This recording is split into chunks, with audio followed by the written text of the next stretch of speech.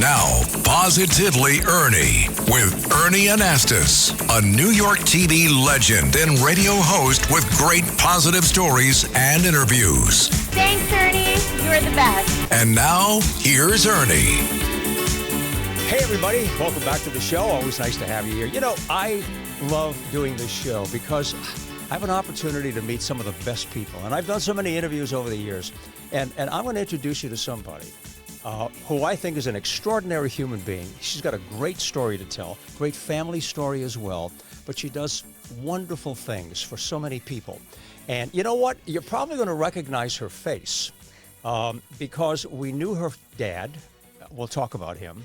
And now we know her. And so you know what? Eric, put her face on camera and let people take a look. Look at this. Okay, when you're doing the commercial, remember, what did you used to say? An educated consumer is our best customer. Marcy Syms. Marcy, it's a pleasure to have you here. You know, I really admire you so much. Your dad was such a strong figure. The Syms Corporation, top brand designer labels. And you know what? He started this company. He was born in Brooklyn, started this company, and became a huge success. And he was so proud of you as well when you took over. And I remember you were doing those commercials. Yes. And what a wonderful story. And you turned out to be, let's see, one of the youngest CEOs, right? Of a New York Stock Exchange company, yes. Unbelievable. It was. How does that feel? How does that feel? It feels like I'm one lucky lady to have Cy Syms as my father. Well, he was one lucky man to have you as his daughter as well. But I mean, there were so few women CEOs in 1983 when we became a New York Stock Exchange company. And I honestly, I don't, because I had many jobs before joining my father. Yeah, including radio. Including radio. Yeah, exactly. Yeah, I loved radio. I actually saw myself one day being a programming head of a radio station. I was a producer of radio, but it was because when my dad asked me to join Syms, it was because I had an expertise that I felt comfortable joining Syms. Okay. And my expertise was doing the media. Because I had also learned about programming. I had learned about buying and selling media, doing a media plan. Right. So it's a fundamental, isn't it? When you talk about being involved in sales, you really have to know how to present the product. Absolutely. And you have to deal with the entertainment value of how do you get people into the tent. Absolutely. And you knew that. And you also have to convey enthusiasm. Yeah. You have to convey a passion about what you're selling. Exactly. Even if it's made up. No, but you have that, okay? I mean, you have that natural gift. We've seen each other many times. We've talked before, but you know when you meet someone like you, there's a connection because you jump out at someone and you say hi. That's true. How are you? That's true. You know, they say there are two kinds of people in the world: someone who walks into a room and says, "Here I am." And someone who walks in and says, there you are. Oh, gosh. See, and that's how you are. I am. Yeah, it reminds me of a funny story when we moved from Brooklyn when I was a little girl to Yonkers. Oh, yeah. And I was so excited. We actually had grass around the house. Wow. And there were neighbors and kids were playing in the street. And I remember running out and unfortunately, I was just wearing my underwear. But I was also only 4. Oh, yeah, sweet little child, of course. But I ran out there and I said, hi, I'm Marcy. You want to play? Oh, is it? See, there's your personality right there. You know, I really think that's very important to remember, that when you see a young person, whatever they're like at that age, 4, 5, 6 years old, there is something there about how they're going to be when they mature. Absolutely. No question about it. But listen, we have so many things to talk about. I know. Because you've done so many things. First of all, I'm holding a book. Okay, can you see this book? This is fabulous. It's called Mind Your Own Business and Keep It in the Family. Okay, this is Marcy Syms, President CEO of Syms. Now, you know, you talked about how you were an early CEO back in 1983. I was a president in 1983. President. My dad was not loosey-goosey with titles. Okay. Responsibility was easier to get. Okay. But titles were, so it wasn't until 1998. 98, okay. But nevertheless, I mean, here you were president, of a company. And to me, I mean, that was a great achievement. And you did that. And you had a great relationship with your dad, but you have done so many other things as well. This book is very important, and I was looking at it. I just thumbed through it, and I'm looking at it, and there's something very nice here from Warren Buffett. Yes. Family businesses, when done right, have special strengths and rewards. Yes. Done wrong, however, they produce particularly painful disasters. Reading this book will enhance the chances that your family business will be a winner from both a financial and a personal perspective. That says a lot about what you've done. Tell me about the company, because you've gone on to do some other things too with the foundation. Yeah. You're doing things for the arts. You're really creating a lot of great things as a result of the success that you've had. Absolutely, that's the foundation. Yeah. I think having a family business really creates an entrepreneurial thirst in those people who are part of the family that see what is required of you. Yeah. First, of course, is an idea that you see a niche, you see a space in the market like my dad saw. Yeah. But all entrepreneurs have to be familiar enough with whatever area they're going into to see this space that they can move into and they can make something happen. So as a family, the most common thing that we heard from our dad was, well, we're going to have to tighten our belts. And usually this had to do with a time that he had to buy inventory to get into the stores, or else there was a new lease that was signed. So when I was growing up, that was my exposure. It was all about denial, sacrifice, hard work. Basics. Basics. Absolutely. Basics. Can't go wrong with that. And never think anything is coming to you. No, you got to work for it. Got to work for it. Yeah. Absolutely right. And, I like what you said about what your dad had, that he could look ahead. And you've heard this before. A real leader, the mark of a true leader is vision. Yes. Oh, yes. Okay, you have to have the vision to say, gee, this is what I foresee. Yes. And the idea, the concept, and build on there. But, you ran this company. You did a great job. And, if you had to pass along a little more advice to a family that's running a business or wants to start a business and say, okay, you talked about hard work and everything. What do you think is important? Because you have heard, I'm sure, that there are a lot of family businesses that fall apart. Oh, yeah. Especially when the family starts to grow and you start bringing in the children and the grandchildren and so forth. And in-laws. And in-laws, all of that. So how do you avoid, breaking up a good family business like that? Right. Yeah, what do you do? It requires a lot of forethought. It requires a lot of discipline. And in most cases, it really requires stepping back and having someone, the founder usually, someone take charge of setting up certain rules. Yeah. What are the standards for joining the family business? How much experience do you need? How is compensation going to be decided? Right. How about in-laws? Are in-laws outlaws? You have to Because watch all of that. Because it really complicates everything. Yeah, it does. Cousins. What kind of skills do we need to grow the business? Are you a freeloader? If you're a freeloader, you should not come in. The guidance that I always gave, and I've done consulting with family firms and been on the boards of family firms, is that a family member should work outside of the family business for at least 3 years. Yeah. At least 3 years before they can get a job with a family. Because you really need to understand the feeling of being bossed around. Yes, you do. Yes, it's very important. Yeah. You were talking about relationships, and that's the fundamental of almost everything that we do, whether you're in business or you're married or whatever it happens to be. My point I wanted to make was that, unfortunately, and this is true, money always plays a factor in a business and in a relationship. Absolutely. Bring in the dollar, and it changes. Absolutely.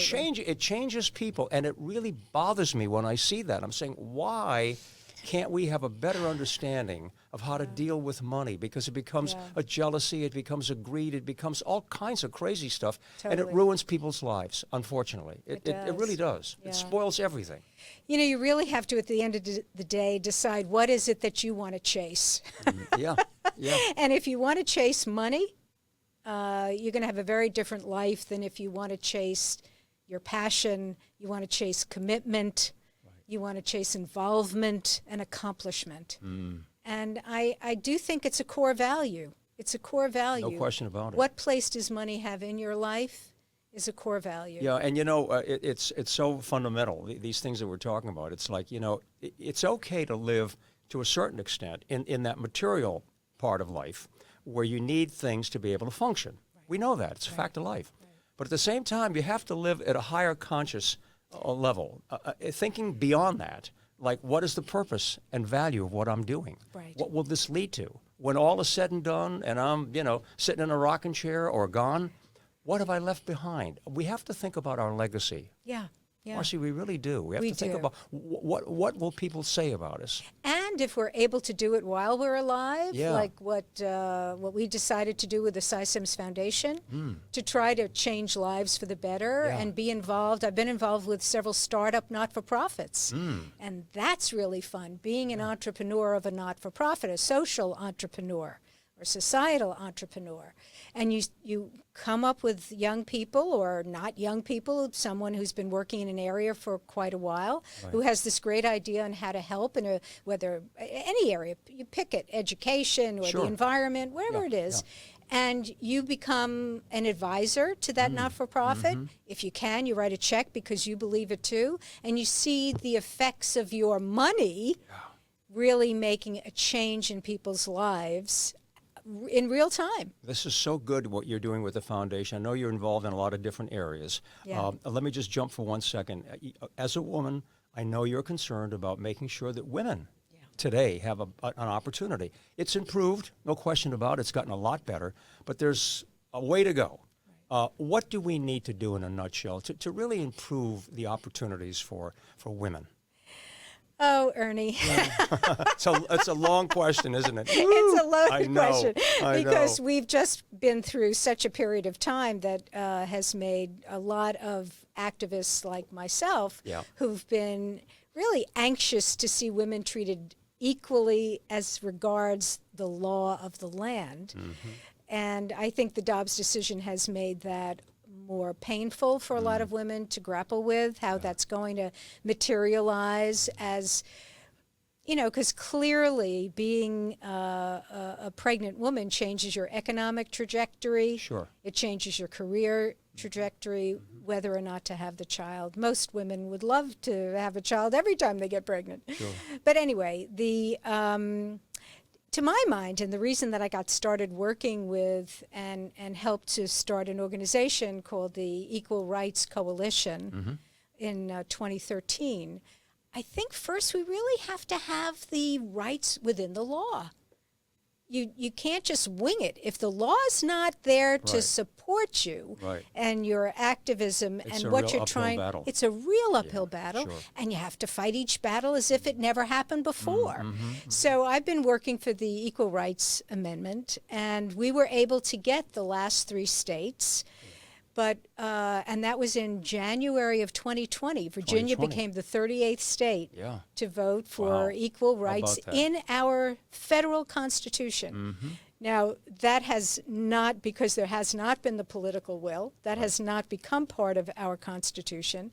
So there's been a lot of activism on the state level. And in 2020, I also helped start an organization called the Equal Rights Project, and that's at a law school, Columbia Law School. Wonderful. And the idea was, miraculously, the equality doesn't have a think tank, and the Equal Rights Project became a think tank, totally without politics, just on how the language of equality is being used in state and legislative laws. And we were instrumental in helping 7 states at this past election in 2024 pass statewide equal rights amendments so that their state now has an equal rights amendment, which means that they can look at things, whether it's a loan, a mortgage, whatever it is. Yeah, exactly. There are still things on the books that are legal to do to women that are not legal to do to men. So am I hearing some optimism? I know there's a plus and minus. Yes. Okay, so you're feeling that I'm moving always in optimistic, a better direction. Ernie. Yeah. Good. Yeah, Good, I think the state's ERAs is it can't solve the problem. It has to be a federal, but it certainly is worth pursuing. Good, good.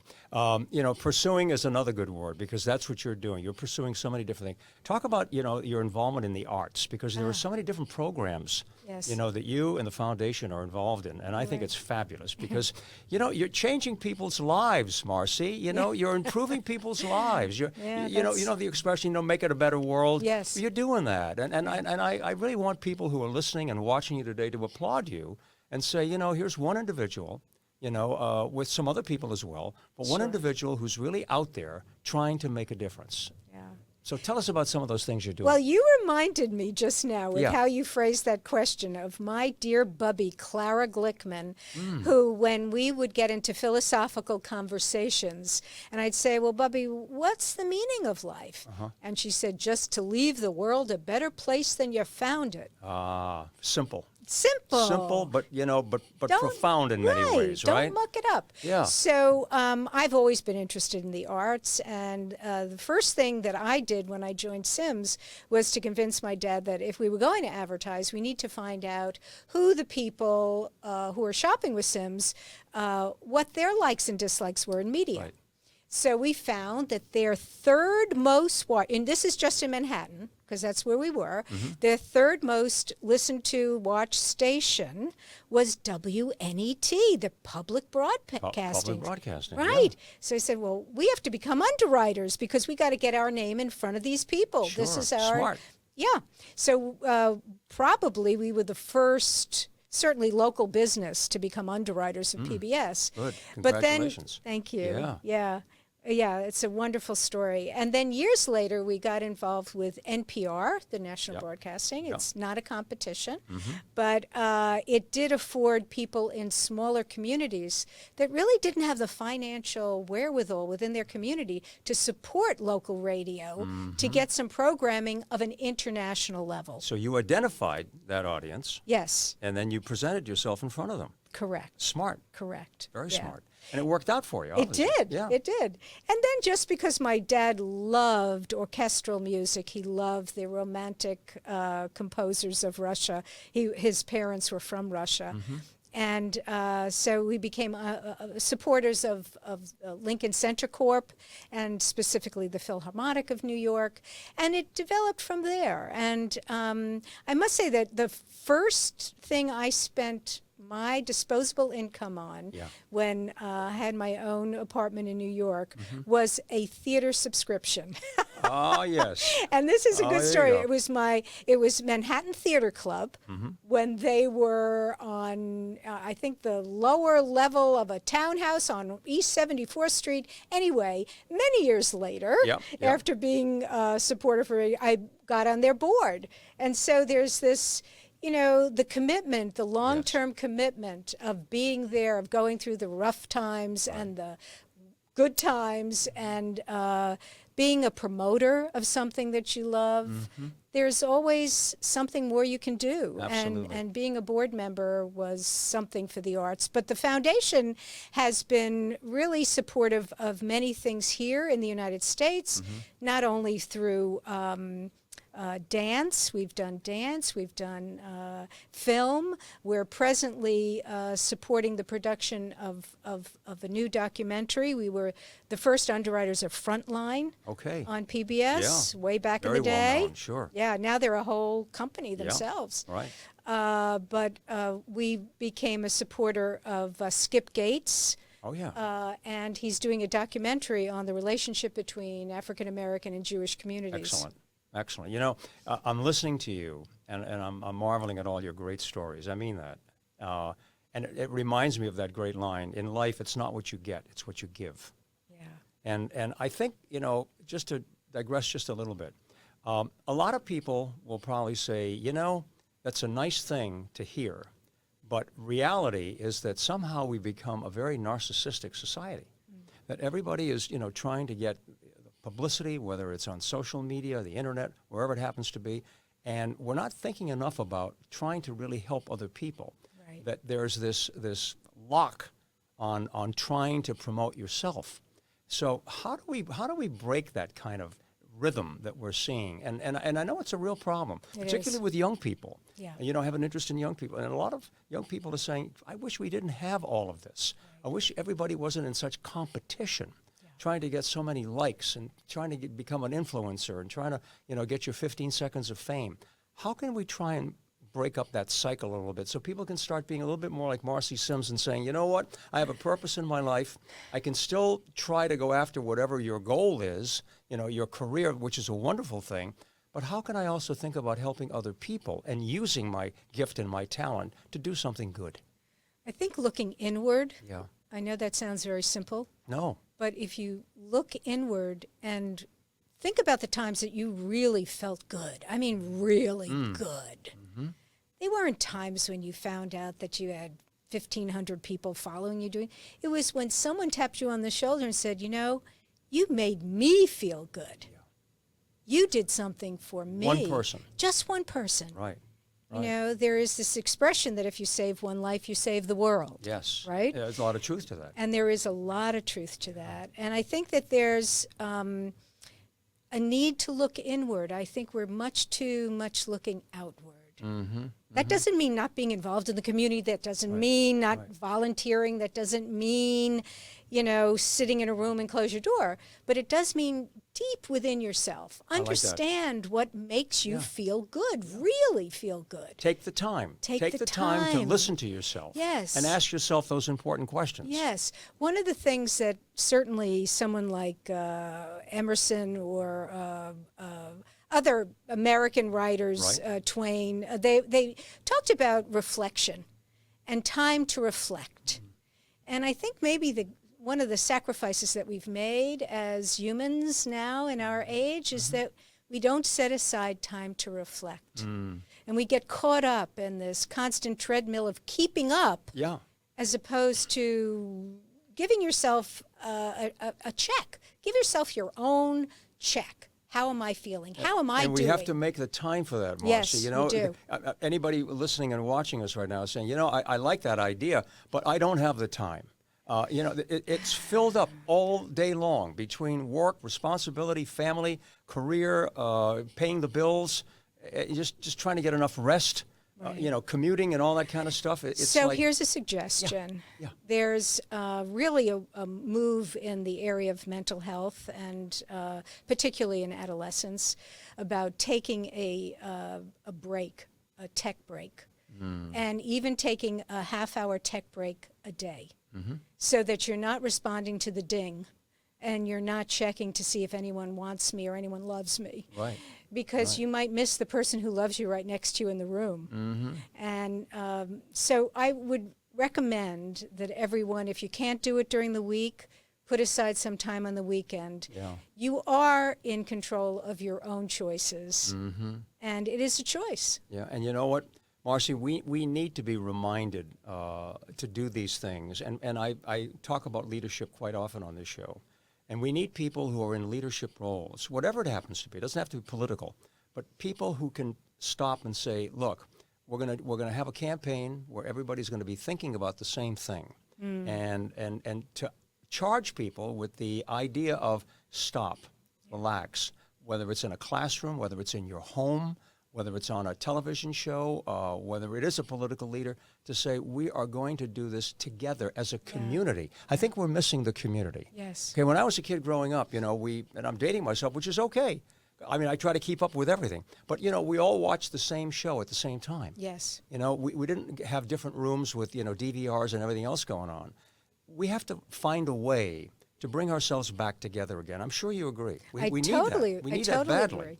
And I think the civic health of our communities is really the basis by which we can do that. Yeah. Marcy, if people want to get involved in what you're doing, if they want to reach out to you and say, look, I'd like to participate in what you're doing, I'd like to contribute or whatever it is, how do they reach you? What's the best way? I do have a website. It's not terribly up to date, which I'm going to have to do because I have a new book coming out called Leading with Respect, and it won't be out until September 2025. Okay.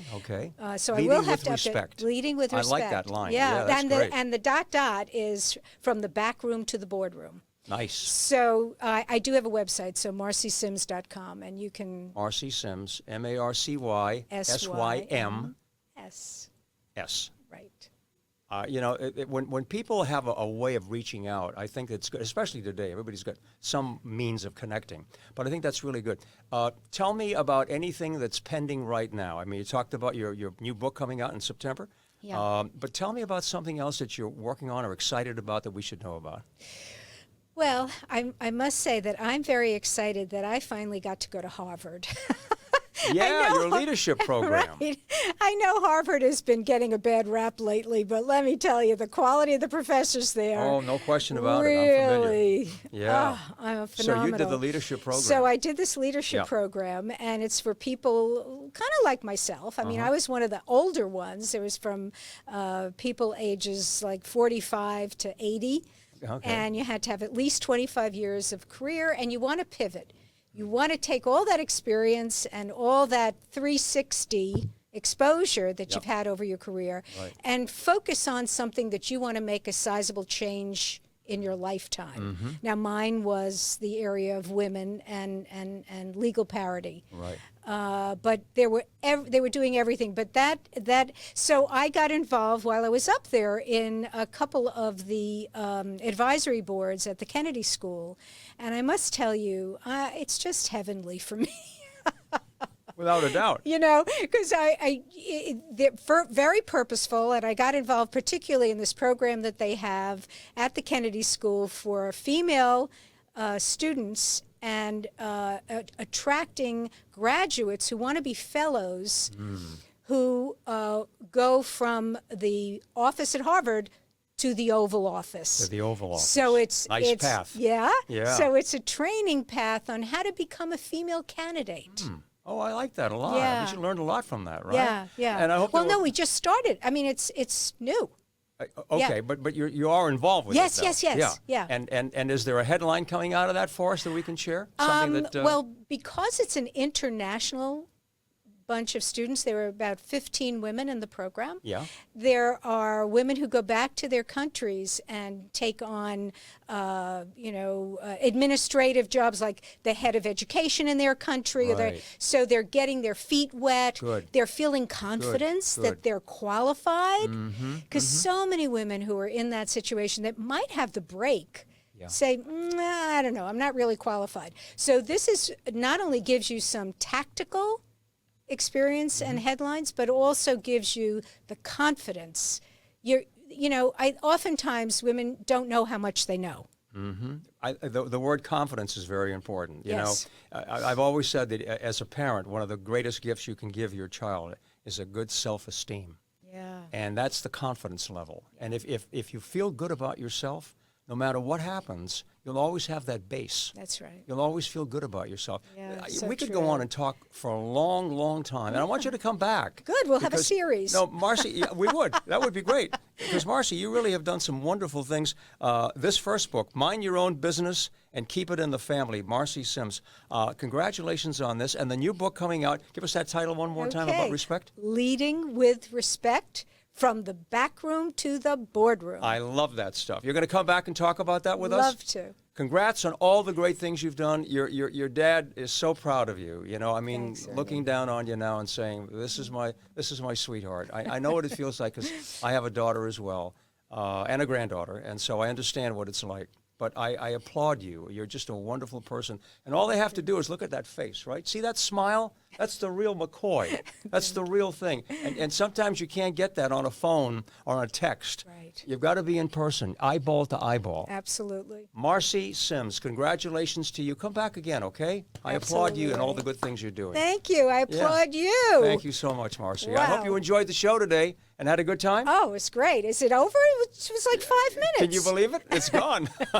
We hope you enjoyed the show as well. And by the way, I love your comments. Getting a lot of reaction to this podcast. And I really enjoy 77 WABC on a day-to-day basis. We do positive news you can use. But this is so much fun. And I feel like we're providing a good service here, a positive service. So come back again. We're looking for you, okay? Marcy, all good things to you and your family. God bless you all. You too, Ernie. Okay. Thank you. Thanks, everybody. Have a great day. Bye.